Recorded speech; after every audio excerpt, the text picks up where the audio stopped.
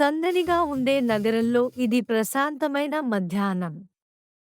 వీధులు జనంతో కిటకిటలాడాయి.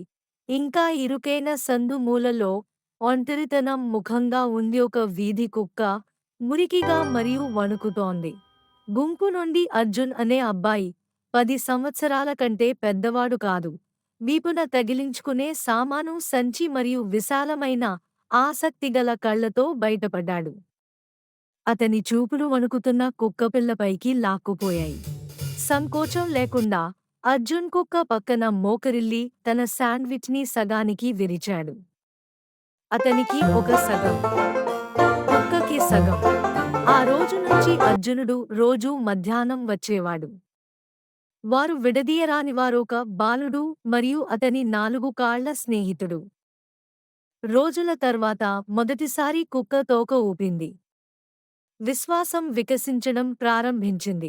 కొన్నిసార్లు హీరోలు ఎర్రటి హూడీలు ధరిస్తారు మరియు శాండ్విచ్లను తీసుకువెళతారు. కొన్నిసార్లు ప్రేమ ఒక సందులో ప్రారంభమవుతుంది.